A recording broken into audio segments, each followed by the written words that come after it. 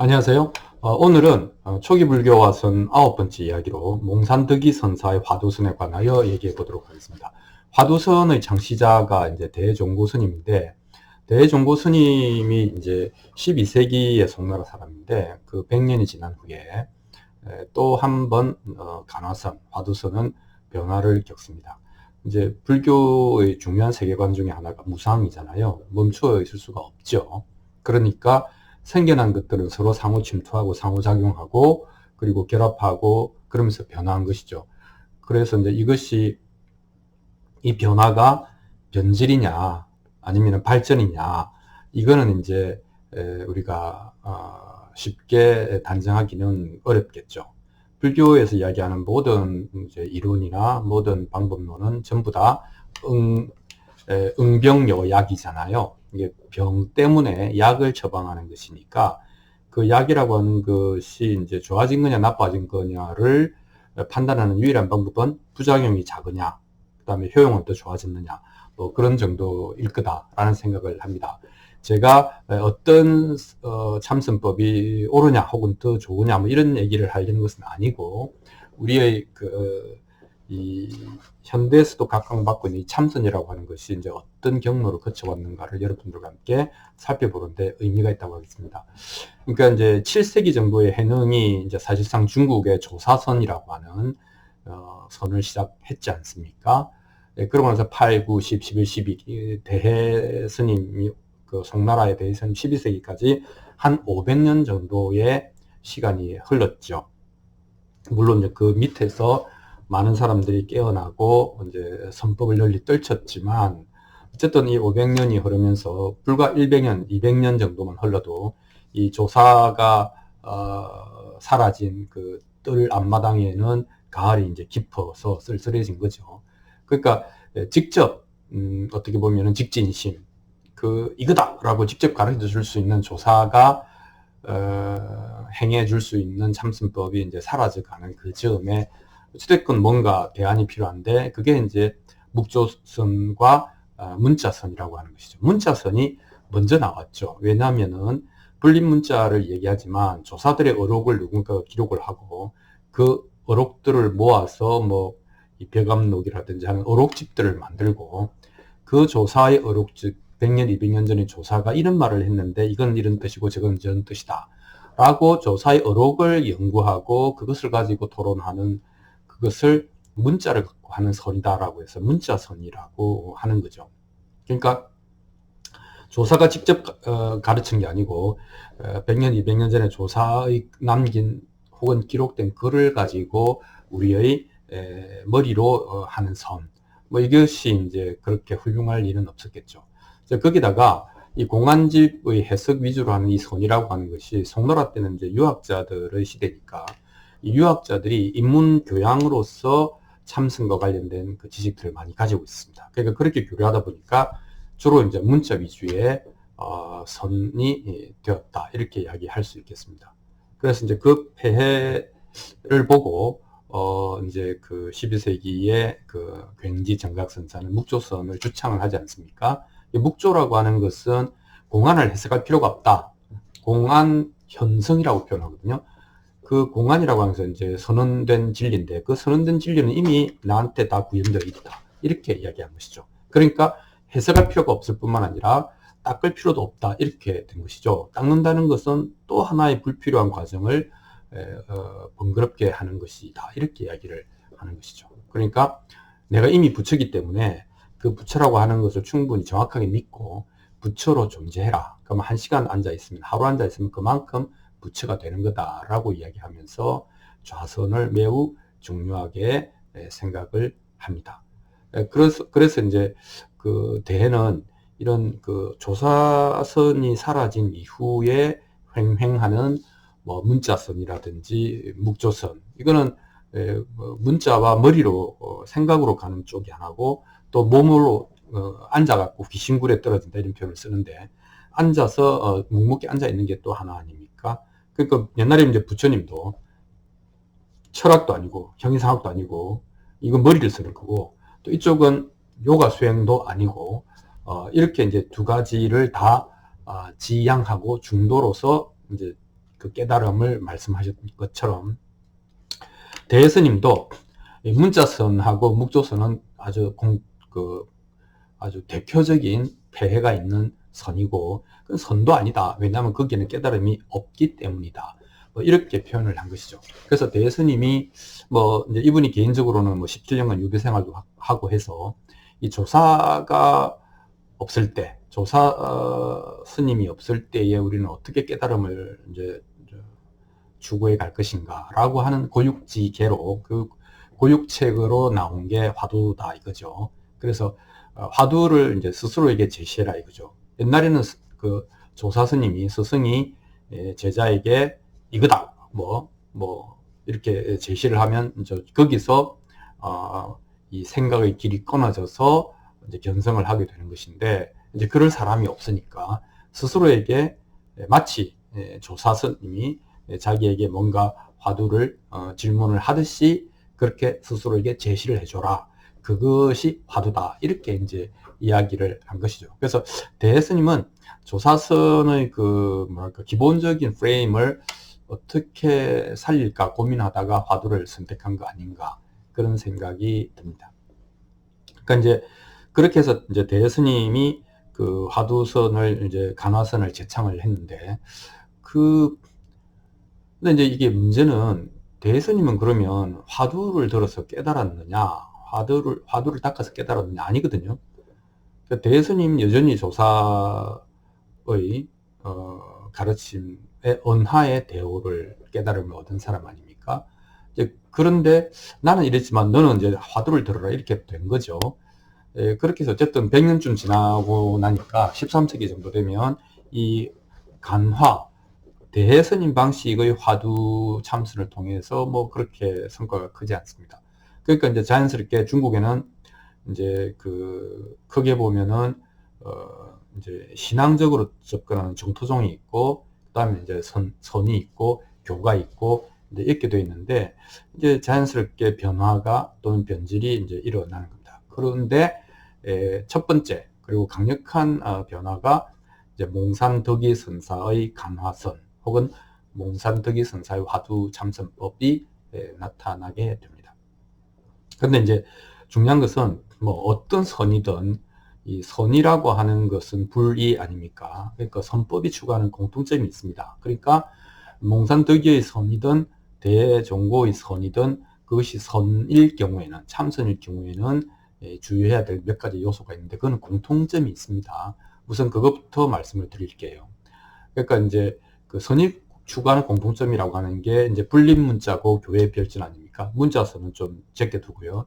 그러니까 불림 문자 교회니까 문자로 든 경전 밖에 별전, 특별한 전통, 그것은 이제 중간 불교나 유식 불교가 되겠죠. 그래서 이제 그걸로 직지 인심을 한다는 것이죠. 그 직접 가르쳐서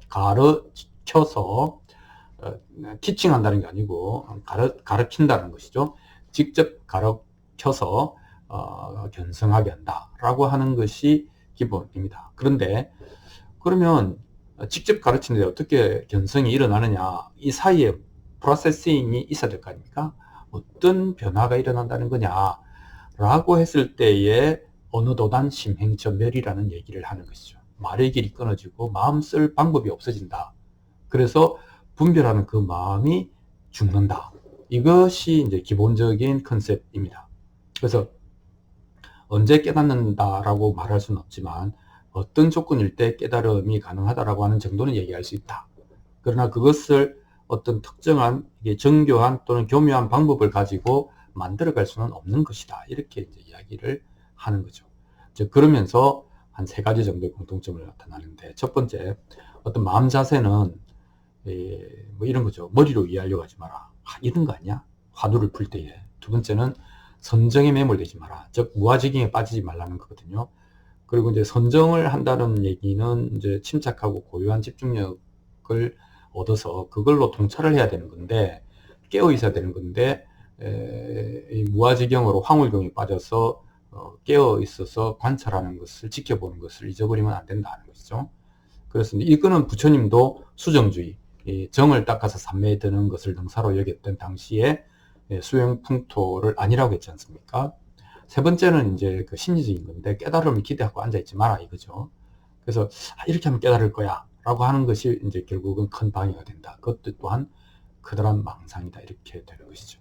그래서 요거는 몽산득이나 뭐 대종고나 심지어는 묵조선에서도 공통된 참선을 한다라고 했을 때는 이런 것을 피해야 한다 라고 얘기를 했죠. 두 번째는 이제 이 공부하는 사람의 상태인데, 이것도 공통점입니다. 결국은 들뜨거나 깔아앉거나, 그죠? 그 들뜨는 것을 도거라 그러고 깔아앉는 것을 혼침이라 그러는데, 결국 우리는 생각을 많이 하면 들뜨고 산란해지고, 또 너무 집중해도 긴장되고, 이거 다 들뜨는 거죠. 위쪽으로. 아래쪽으로는 가만히 우두커니 앉아 있으면 또 졸리기도 하고, 또 심신을 잊어버리고 훈련이 황홀경에 빠진다는 것도 하나의 그 혼침으로 보는 것이죠. 즉 깨어 있음이 없기 때문에. 그렇게 해서 도거와 혼침을 이제 극도로 경계한다라고 하는 것도 공통점입니다. 그러니까 어느 쪽으로 하든지, 대 쪽으로 하든지, 뭐 몽산 쪽으로 하든지 조는 것은 안 된다. 혹은 머리로 굴려서 생각하는 것도 안 된다. 이렇게 이야기를 하면 되겠습니다. 근데 이제 이 어디에 중점을 두느냐에서 이제 두 사람의 선법이 좀 갈라지는데요. 그러니까 대스님은 아까 얘기한 것처럼 참선자가 이 화두, 제시된 화두 혹은 조사의 그 직접적인 가리킴 앞에서 말의 길이 끊어지고 마음 쓸 수가 없는 상태가 되어서 어쩔 수 없는 상태에서 그 분별심이 한번 크게 죽는 것. 그러니까 참선하는 사람의 분별심, 참선하는 사람의 중점을 두었고요. 몽산득이는 뭐 결과는 같을 수 있지만 이 화두를 어떻게 보면은 어떤 이 은산철벽과 같은 방해물, 뭐 이렇게 장애물, 거기서 어쩌지 못하고 우물쭈 하다가 죽는 이런 게 아니고, 화두를 지어간다, 화두를 들고 화두를 지어가고, 그것도 이제 이 화두를 가지고 뭔가를 해서 그 세상에 화두 하나밖에 안 남게 하라, 이렇게 되는 거죠. 그래서 이 화두라고 하는 이 참선자의 대상에, 참선하는 대상물에게 집중하도록 그렇게 가르칩니다. 그러니까 좀 이제 방향이 180도 다른 것이죠. 그래서 몽산득이의 화두법을 어떻게 얘기하고 있는 건지 한번 보도록 하겠습니다.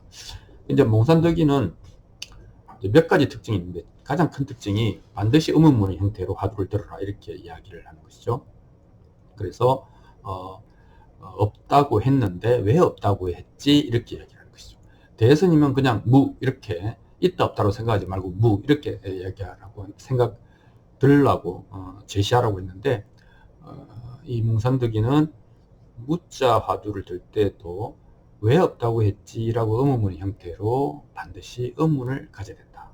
의문문의 형태로 화두를 딱 띄워야 된다. 이렇게 이야기를 했죠. 그래서 이제 모든 것에서 왜라고 하니까 이게 이제 시신마가 되지 않습니까? 이게 뭐지? 이제 이렇게 이먹고 이렇게 되는 것이죠.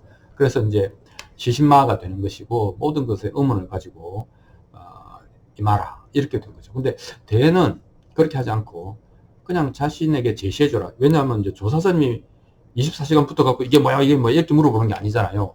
그러니까 물어봤을 때 이거다 이렇게 이야기하니까, 대도 이제 그 화두를 그런 식으로 쓰라는 겁니다. 그러니까 자기 자신에게 일깨워줘라, 상기시켜줘라, 제시해줘라, 뭐 이런 얘기를 한 것이지, 화두를 딱 들고 계속 달려라 이런 얘기를 한 것은 아닙니다. 두 번째는 이제 아까 이야기한 것처럼 화두를 무슨 물건처럼 들고 있으라는 거거든요. 즉 계속 거기에 집중하라는 거거든요. 어떻게 24시간 내내. 그러니까 이건 완전히 다른 것이죠. 그래서 그 의문이 이제 모든 것을 밀어내고 그 의문밖에 안 남으면 이게 의단이 되는 거잖아요. 뭉치는 거잖아요. 의단이 되도록 해라. 그 다음에 화두를 놓치지 마라. 24시간 어느 순간도 화두를 놓치지 마라. 이런 표현하고, 계속 들고 있으라. 이런 표현도 하고, 화두를 지어간다, 공부를 지어간다, 제작한다라고 하는 이제 표현과 의미도 씁니다. 그러니까 이것은 또 이제 유위의 그 냄새가 강하게 나면서 대스님의 그저 한번 슉 자기에게 제시해 주어라 하는 거하고는 방향이 완전히 다르다 하는 것을 알 수 있겠습니다. 자, 그러니까 여기서 강조점이 나오는데 그게 뭐냐면 용맹정진을 강조하는 겁니다.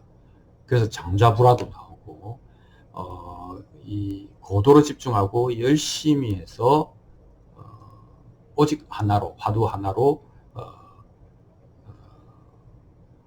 가야 된다. 이런 표현을 쓰는 것이죠. 그러니까 이건 사실 어떻게 보면 유위와 무위로 가를 때 전형적인 유위의 모습이다. 이렇게 이야기를 할 수 있겠습니다. 대스님은 쉬라 그랬죠. 방아착 내려놓아라 이렇게 이야기인데 이 몽산득이의 참선은 이제 용맹정진을 말하고 있습니다. 그리고 그러면 이제 저 용맹정진 열심히 해야 되고 그다음에 화두를 어느 순간도 놓치지 않고 들고 있으면 힘이 필요하잖아요. 그래서 좌선을 하라라고 또 강조를 하고 있습니다. 그러니까 선정의 힘을 이용해서 물론 이것은 황홀경이나 무아지경으로 빠지기 위한 게 아니고 이런 화두를 들기 위해서 화두를 든다고 하는 것은 성승하게 깨어있기 위해서 이 선정의 힘을 이용하기 위해서지만 그래도 일단 좌선을 매우 강조하고 뭐 좌선의 자세부터 아주 자세하게 소개를 하고 있습니다. 그래서 좌선을 강조하면서 용맹정진을 강조하는 것이 대의 그 간화두 방법에서는 매우 낯선, 사실은 없는 혹은 해서는 안 되는 그런 일이 되는 것이죠. 이제 그런 식으로 이제 열심히 하면 이제 어떤 일이 일어나느냐 또는 어떻게 해야 되느냐 그렇게 되도록 만들어야 되는데 뭐냐면 화두가 끊어지지 않아야 된다. 그죠? 무간단이라고 하는 간단, 끊어짐 없이 화두를 밀고 나가면 저절로 굳이 일부러 생각하지 않아도 저절로 화두가 항상 들려 있는 상태. 그걸 이제 밀밀현전 뭐 이렇게 밀밀 촘촘하게 빠짐없이 공간 간격 없이 화두가 계속 들려 있는 상태가 지속될 것이다. 이렇게 되는 것이죠. 그래서 상태가 변화하는데 동정여일, 그러니까 행주자와 어묵동정, 즉 깨어 있을 때 무슨 일을 하든지 간에 화두가 어떤 일을 하더라도 화두가 성성하게 들려 있다. 이렇게 된다면 마음은 저절로 고요해질 것이다. 뭐 이런 표현을 씁니다. 그리고 이것은 더 나아가는데 그럼 깨어 있지 않을 때 잠자고 있을 때는 어떻게 되느냐? 그게 이제 그 오매일려 혹은 오매여일이라고 하는 상태가 된다는 겁니다. 그래서 이제 그 대스님도 오매일려라고 하는 그 화두를 이제 풀어내어서 그 깨달았는데 이 대스님의 오매일려는 이거하고 많이 다릅니다. 전혀 다릅니다. 대스님의 오매일려는 깨어있다 잠들었다 하는 것 자체가 전부 다 망상분별심이었고 망상분별심이 깨어졌을 때 깨어있느냐 잠들어 있느냐 하는 것은 그 의미가 없어졌다. 뭐 이런 의미의 이제 그 오매일려인데 이 어떻게 보면은 몽산득이 선사의 그 오매여일이라고 하는 것은 하나의 경지고 상태고 물리적 현상입니다. 즉 고도로 집중해 있으면 잠에서도 화두가 들려있는 그런 물리적 상태가 된다. 이렇게 얘기하는 것이니까 완전히 다른 것이죠. 그래서 그 이제 두 가지 단계가 있지 않습니까? 첫 번째는 몽중일려. 심지어는 꿈을 꾸고 있을 때조차도 화두가 들려있는 상태가 된다. 그래서 몽중기득 화두 뭐 이런 표현을 하는데 꿈을 꾸고 있을 때조차도 뜨기 때는 기억한다는 뜻이죠. 화두를 기억하고 붙잡고 들고 있을 수 있다. 뭐 이렇게 되는 겁니다. 그 다음에 이제 나가는 게 숙면일려죠. 즉 이제 그 우리로 치면은 이제 아주 네 번째 단계의 깊은 수면 단계, 그 숙면, 꿈꾸지 않는 단계, 꿈도 꾸지 않는 숙면의 단계조차도 화두가 성성하게 들려 있다. 제가 이제 뭐 그 경지를 알 수는 없습니다. 하지만 이제 그렇게 해서 그게 이제 궁극적으로 한순간도 쉼 없이 자나깨나 화두가 들려 있는 상태까지 끌고 가야 된다. 몰고 가야 된다. 그래서 이것을 뭐라고 하는가 하면 타성일편. 두들기고 두들겨서 한 조각으로, 한 덩어리로 화두를 만들어야 된다. 이렇게 이야기를 한 것이죠. 그렇게 해서 이제 화두에 대한 대종고 스님과 몽산득이 스님의 생각이 이제 180도 다른 것은, 대스님은 화두는 절벽 같은 것이어서, 은산철벽 같은 것이어서, 결국은 거기서 용을 쓰다가 그 분별하는 마음이 죽어버리는 거잖아요. 근데 그 몽산득이 선사의 화두법은 이 화두를 막 두들겨서 대장간처럼 두들겨서 그 피땀을 흘려서 두들겨서 화두를 땅땅땅땅 뭉쳐서 세상에 화두 하나밖에 안 남는 상태, 타성일편, 이렇게 만들어 가야 된다라고 하는 겁니다. 그러니까 완전히 화두에 대한 접근이 정반대죠. 그래서 이렇게 타성일편이 되는 경지가 되면 이제 어느 순간에 화두가 무너지면서 마음도 딱 끊어진다. 뭐 이렇게 하면 도를 보게 된다. 그러니까 어떤 거든지 제일 마지막에 일어나야 되는 상태는 이제 이 어느 도단 심행점멸, 즉 마음이 끊어져야 된다. 마음이 멈춰야 된다. 분별심이 죽어야 된다. 뭐 똑같은 겁니다. 근데 그 가는 과정이 마치 능선과 계곡길처럼 완전히 다르다. 이렇게 이야기를 할 수 있겠습니다. 그래서 이제 몽산득이 선사도 이제 쥐를 가지고 비유를 하는데, 이건 대스님도 마찬가지죠. 근데 그 비유도 정반대입니다. 몽산득이는 이제 쥐가 나무 상자를, 이제 쥐는 앞니로 계속 긁는 이제 그 본능이 있으니까, 나무 상자를 긁으면 결국 그 나무 상자를 뚫어내지 않느냐, 쏘아가지고. 마찬가지로 그 참선도 그렇게 해야 된다. 뚫어내야 된다. 이렇게 화두를 타파해야 된다.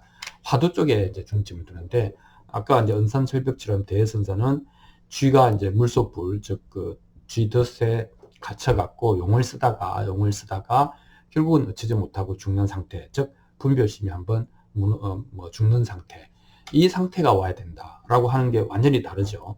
그래서 똑같은 쥐를 가지고도 정반대로 얘기를 하고 있다. 화두에 대한 그 자세의 차이다. 이렇게 이야기를 할 수 있겠습니다. 자, 근데 생각해 보면 그 지금 보면은 뭐 몽중일려, 뭐 숙명일려, 뭐 다성일편, 그 다음에 화두현전, 그죠? 용맹정진, 장좌불화, 뭐 좌선, 이런 거 되게 익숙한 단어 아닙니까? 이게 이제 한국 조계종의 대표적인 화두 참선법이죠. 간화선이죠. 그래서 스님에게 화두를 하나 받아서 이제 이렇게 용맹정진을 하는 것 아니겠습니까? 언제까지? 타성일편이 될 때까지. 뭐 이제 그 과정에서 이제 시기 맑아지고 뭐 이제 이렇게 된다는 거, 마음이 고요해지고 여러 가지 이제 그 장애들이 사라진다. 뭐 이런 표현을 할 수 있지만, 어찌됐건 지금 이제 우리나라 조계종에서 말하는 화두 참선법은 거의 100% 몽산득의 참선법을 이야기하는 것이고, 이것은 또 이제 제가 청소년 청년기 때 성철스님 매우 존경했는데, 거기 보면은 성철스님이 이제 그 몽중일려, 뭐 숙면일려 말씀을 굉장히 강조하시잖아요.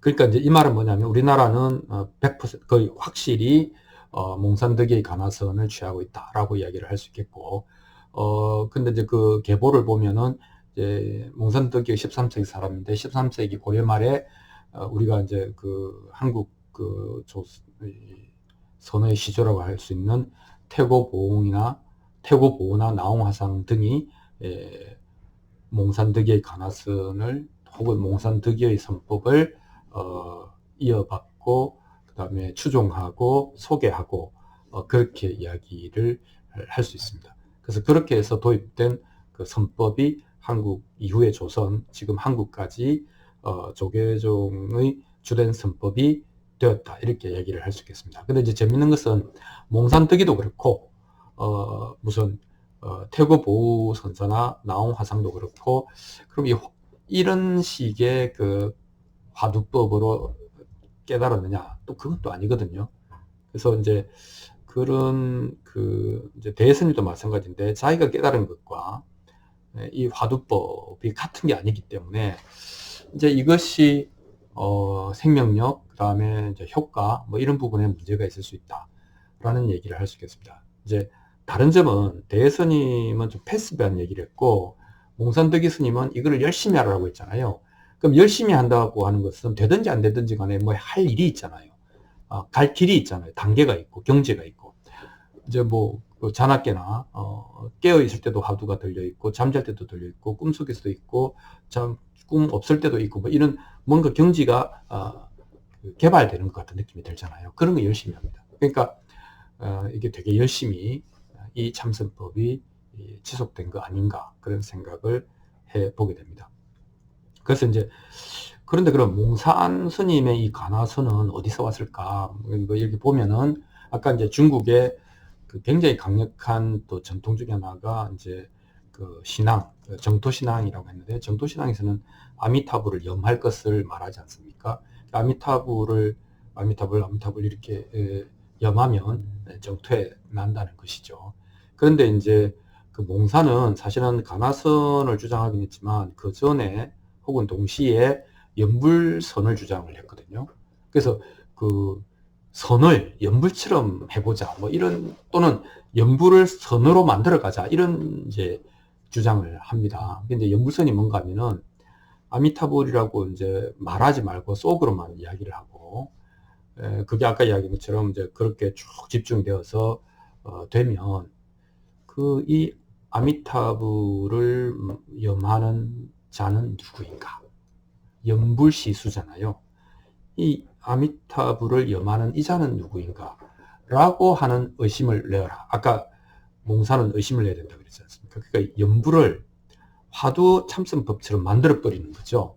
그렇게 해서 실제로 연불하고 참선을 결합하는데 이것이 이제 명나라 이후에 중국의 이제 선법에서는 대세가 되고 지금 거의 확고하게 굳어져 있습니다.